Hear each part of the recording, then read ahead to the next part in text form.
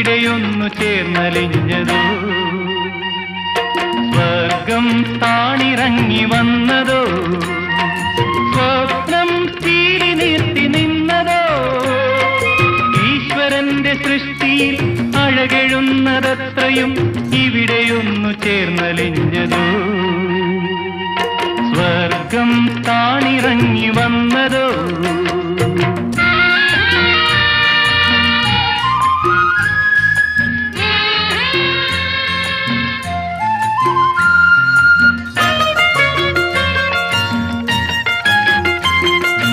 വണ്ടണഞ്ഞാൽ പൂവിനൊരു ചാഞ്ചാട്ടം,